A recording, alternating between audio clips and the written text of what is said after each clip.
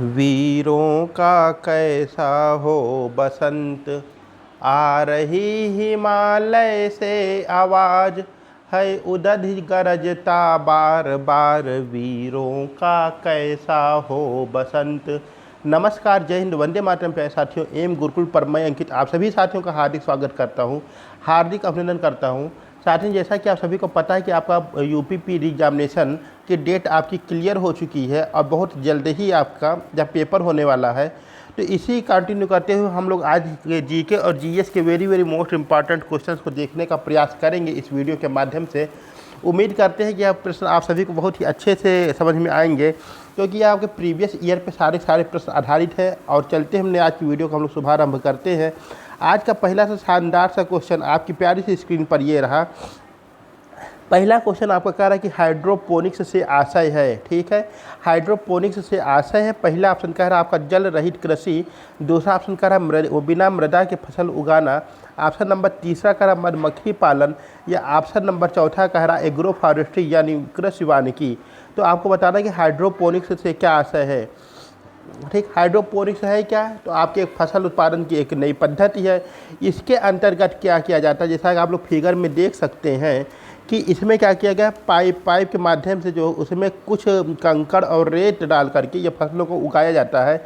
यानी कि अगर इसको सरल शब्दों में कहें तो यह बिना मृदा के फसल उगाने की एक पद्धति है। क्या है यह? बिना मृदा के फसल उगाने की एक पद्धति के अंतर्गत हम लोग हाइड्रोपोनिक्स को देखने को मिलता है। तो हाइड्रोपोनिक्स क्या है, तो हाइड्रोपोनिक्स बिना मृदा के फसल उगाने की एक पद्धति है। बहुत बढ़िया, चलते हैं आगे। और आज का अगला क्वेश्चन क्या कह रहा है, तो आज का आपका सेकंड क्वेश्चन आपकी स्क्रीन पर ये रहा। कह रहा है कि विमुद्रीकरण को अन्य किस नाम से जाना जाता है। फरवरी मंथ में जो आपका पेपर हुआ था उसमें हूबहू यही क्वेश्चन आपका छपा हुआ था, वहीं से क्वेश्चन आपका लिया गया है कि विमुद्रीकरण को अन्य किस नाम से जानते हैं। पहला ऑप्शन कह रहा है कोई मुद्रा नहीं। ऑप्शन नंबर दूसरा कह रहा है कैशलेस। ऑप्शन नंबर तीसरा कह रहा है नई मुद्रा। या ऑप्शन नंबर चौथा कह रहा है नोटबंदी। तो विमुद्रीकरण को अन्य किस नाम से जानते हैं। 8 नवंबर 2016 को रात में 8 बजे आकर के मोदी जी ने भाइयों बहनों 500 और 1000 की नोट कब क्या की जा रही है, बंद की जा रही है। रात के 12 बजे के बाद इसका प्रचलन समाप्त किया जा रहा है।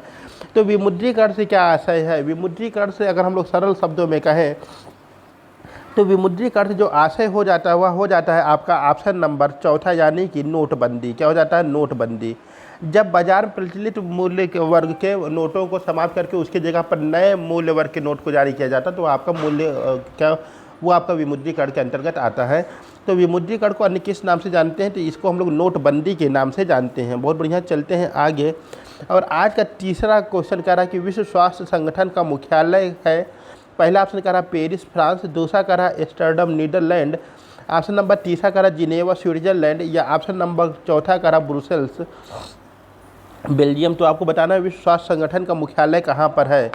तो याद रखिएगा जो आपका WHO है, वर्ल्ड हेल्थ ऑर्गेनाइजेशन है, इसका जो आपका मुख्यालय देखने को मिलता है वह आपका जिनेवा स्विट्जरलैंड के अंतर्गत देखने को मिलता है। कहाँ देखने को मिलता है? जिनेवा स्विट्जरलैंड में देखने को मिलता है। अगर इसकी स्थापना की बात किया जाए तो विश्व स्वास्थ्य संगठन जो आपका है इसकी स्थापना की जाती है 7 अप्रैल। कब? 7 अप्रैल 1948 में। कब की जाती है? 7 अप्रैल 1948 के अंतर्गत इसकी स्थापना देखने को मिलती है। अच्छा, 7 अप्रैल को ही आपको जो है विश्व स्वास्थ्य दिवस के रूप में भी मनाया जाता है।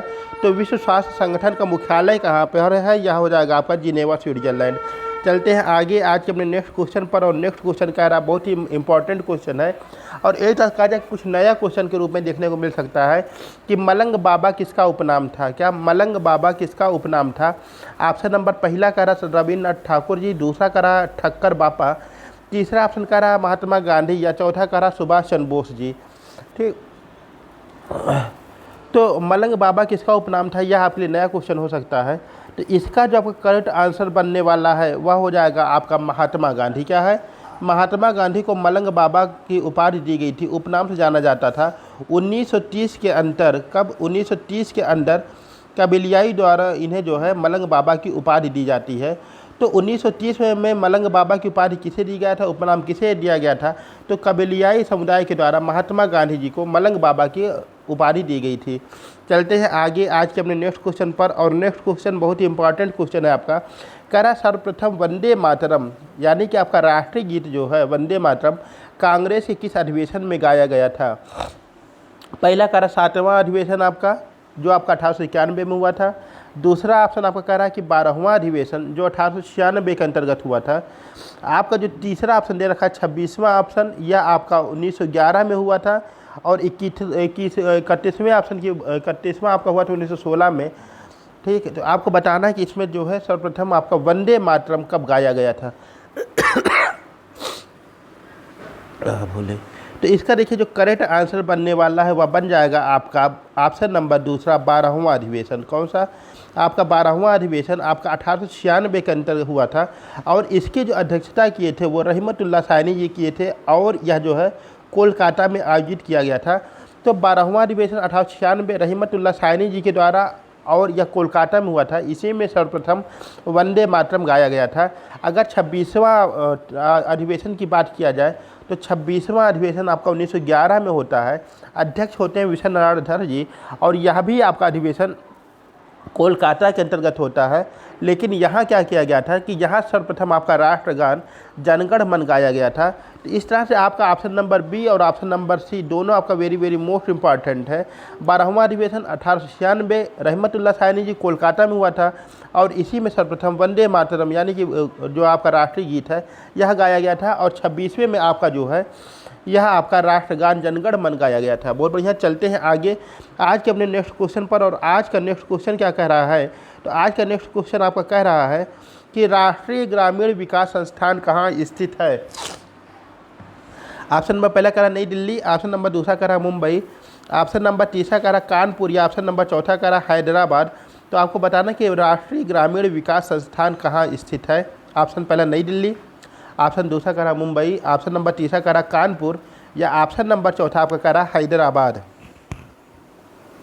तो यह जो आपका बनता है यह आपका हो जाएगा करेक्ट आंसर इसका ऑप्शन नंबर चौथा यानी कि हैदराबाद। कई बार यह क्वेश्चन आपका पूछा गया है, और very very most important question के अंतर्गत इसको उस सीरीज में हम लोग इसको रख सकते हैं। सॉरी बोले। अगला क्वेश्चन आपका कह रहा है कि भारत का सुदूर दक्षिणी बिंदु कौन सा है? ऑप्शन नंबर पहला कह रहा कन्याकुमारी, ऑप्शन नंबर दूसरा कह रहा रामेश्वरम, ऑप्शन नंबर तीसरा कह रहा इंदिरा पॉइंट, या ऑप्शन नंबर चौथा कह रहा पॉइंट कालीमेर। तो आपको बताना भारत का सुदूरस्थ दक्षिणी बिंदु कौन सा है। तो देखिए इसका जो आपका करेक्ट आंसर बनने वाला है वह बन जाएगा आपका इंदिरा पॉइंट। कौन सा है? इंदिरा पॉइंट है।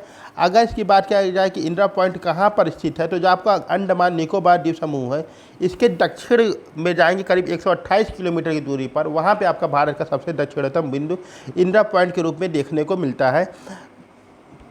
इस तरह से भारत का सुदूरस्थ दक्षिणी बिंदु जो हो जाएगा आपका वह इंदिरा पॉइंट देखने को मिलता है। चलते हैं आगे अपने आज के नेक्स्ट क्वेश्चन पर। और नेक्स्ट क्वेश्चन क्या कह रहा है? कह रहा है मीनाक्षी मंदिर कहाँ स्थित है। ठीक, देखिए आपके मंदिर से भी एक क्वेश्चन आपको देखने को मिलेगा। तो मीनाक्षी मंदिर कहाँ स्थित है? पहला ऑप्शन कह रहा चेन्नई, दूसरा कह रहा कोलकाता, तीसरा कह रहा मदुरई, या चौथा कह रहा महाबलीपुरम। तो इसमें से मीनाक्षी मंदिर आपका कहाँ देखने को मिलता है? तो मीनाक्षी मंदिर जो है आपका आधारित है भगवान शंकर पर और माता पार्वती पर।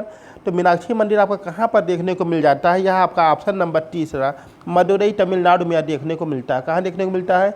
मदुरई में देखने को मिलता है, आपके तमिलनाडु में देखने को मीनाक्षी मंदिर देखने को मिल जाता है। बहुत बढ़िया। यह आपका मदुरई कहाँ पर है? यह आपका तमिलनाडु के अंतर्गत है। तो मीनाक्षी मंदिर आपका कहाँ स्थित हो जाता है? यह आपका तमिलनाडु के मदुरई जिले में स्थित होता है। चलते हैं आगे अपने आज के नेक्स्ट क्वेश्चन पर। और इसी के साथ ही साथियों आप चैनल पर नए हैं चैनल को सब्सक्राइब अवश्य करें।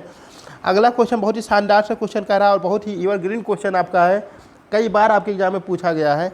यह क्वेश्चन आपका कह रहा है ब्रह्म समाज की स्थापना किसके द्वारा की गई थी? ऑप्शन नंबर पहला कह रहा है राजा राम मोहन राय, ऑप्शन नंबर दूसरा कह रहा है जवाहरलाल नेहरू, ऑप्शन नंबर तीसरा कह रहा शंकराचार्य, या ऑप्शन नंबर चौथा कह रहा चंद्रदेव। तो बताना ब्रह्म समाज की स्थापना किसके द्वारा की गई थी।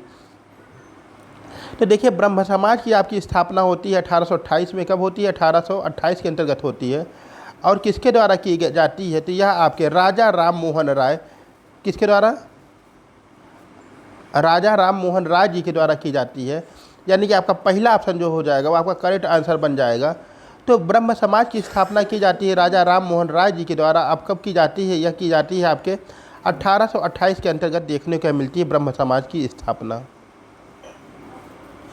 राजा राम मोहन राय जी को भारतीय जागरण का अग्रदूत की भी उपमा दी जाती है।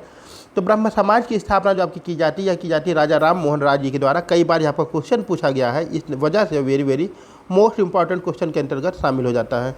चलते हैं आगे आज के अपने नेक्स्ट क्वेश्चन पर। नेक्स्ट क्वेश्चन क्या कर रहा है कि भारत के ग्रैंड ओल्ड मैन की संज्ञा किसे दी जाती है? ऑप्शन नंबर पहला करा दादा भाई नौरोजी, ऑप्शन नंबर दूसरा करा गोपाल कृष्ण जी, ऑप्शन नंबर तीसरा करा रमेश चंद्र, या ऑप्शन नंबर चौथा करा सैयद अहमद खान। तो इसमें से भारत के ग्रैंड ओल्ड मैन की संज्ञा किसे दी जाती है, यानी भारत के वयोवृद्ध पुरुष की संज्ञा किसे दी जाती है, वह आपसे पूछ रहा है।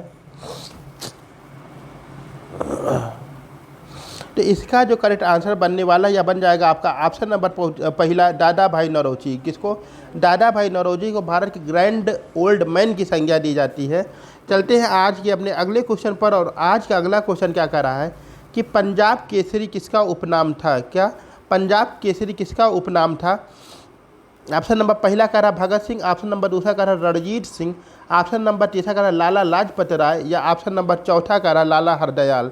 तो इसमें से पंजाब केसरी किसका उपनाम था, यह आपसे क्वेश्चन पूछा हुआ है। तो इसका जो करेक्ट आंसर बनने वाला वह बन जाएगा तीसरा, आपका बन जाएगा लाला लाजपत राय। क्या बन जाएगा आपका? लाला लाजपत राय आपका करेक्ट आंसर इसका बन जाएगा, यानी कि विकल्प नंबर तीसरा आपका करेक्ट आंसर इसका हो जाएगा। चलते हैं आगे आज के अपने नेक्स्ट क्वेश्चन पर। और अगला क्वेश्चन आज का कह रहा है कि भारतीय चावल शोध संस्थान कहाँ पर स्थित है? ऑप्शन नंबर पहला कह रहा कटक, ऑप्शन नंबर दूसरा कह रहा कोलकाता, ऑप्शन नंबर तीसरा कह रहा त्रिवेंद्रम, या ऑप्शन नंबर चौथा कह रहा मुंबई। तो इसमें से जो आपका करेक्ट आंसर बनने वाला है कि भारतीय चावल शोध संस्थान कहाँ पर स्थित है, यह आपका हो जाएगा कहाँ पर आपका देखने को मिलेगा? कटक। कहाँ पर यह देखने को मिलेगा? आपका उड़ीसा के अंतर्गत यह कटक जिले में देखने को मिलता है भारतीय चावल शोध संस्थान। अगर यहीं पे क्वेश्चन ये कर दे कि अंतर्राष्ट्रीय चावल शोध संस्थान कहाँ पर है, तो वह आपका मनीला फिलीपींस में देखने को मिलता है। तो इस तरह से ये क्वेश्चन आपके लिए वेरी वेरी मोस्ट इंपॉर्टेंट है। भारतीय चावल शोध संस्थान कहाँ स्थित है, यह आपका कटक में देखने को मिलता है। बहुत बढ़िया। चलते हैं आगे आज के अपने नेक्स्ट क्वेश्चन पर। और अगला क्वेश्चन आज का कह रहा है कि लौह तत्व की कमी से कौन सा रोग हो जाता है? ऑप्शन नंबर एक है फाइलेरिया, ऑप्शन नंबर दूसरा एनीमिया, ऑप्शन नंबर तीसरा मलेरिया, या ऑप्शन नंबर चौथा फ्लोरोसिस। तो इसमें से जो करेक्ट आंसर बनने वाला वह आपको बताना है कि लौह तत्व की कमी से यानी आयरन की डिफिशियंसी से कौन सी डिजीज हो जाती है, यह आपको बताना है।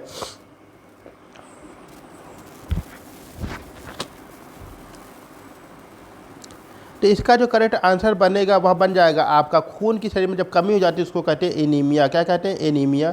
तो जो आपके आयरन की कमी से होता है डिजीज़, वो आपका एनीमिया कहलाता है।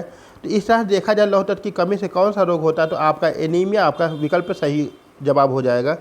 चलते हैं आगे आज के अपने नेक्स्ट क्वेश्चन पर। नेक्स्ट क्वेश्चन क्या कह रहा है कि अंगूर की खेती क्या कहलाती है? ऑप्शन नंबर पहला पीसी कल्चर, ऑप्शन नंबर दूसरा है सेरी कल्चर, ऑप्शन नंबर तीसरा वीटी कल्चर, या ऑप्शन नंबर चौथा हार्टी कल्चर।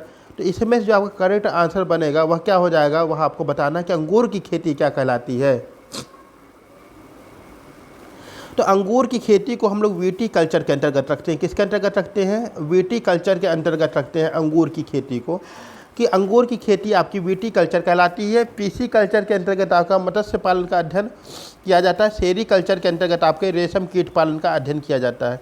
चलते हैं आज के अपने नेक्स्ट क्वेश्चन पर। और आज का अंतिम और आखिरी क्वेश्चन आपका है कि सोनपुर पशु मेला कहाँ लगता है? बहुत ही प्रसिद्ध मेला है, पशुओं पर आधारित मेला सोनपुर पशु मेला। यह आपका किस राज्य में लगता है? ऑप्शन पहला कह रहा असम, ऑप्शन दूसरा कह रहा बिहार, ऑप्शन नंबर तीसरा कह रहा सिक्किम, या ऑप्शन नंबर चौथा कह रहा आपका उड़ीसा। तो आपको बताना है सोनपुर पशु मेला कहाँ लगता है। तो इसका जो आपका करेक्ट आंसर बन जाएगा वह ऑप्शन नंबर आपका दूसरा बन जाएगा, यानी कि बिहार, कि सोनपुर पशु मेला आपका बिहार राज्य में देखने को मिलता है।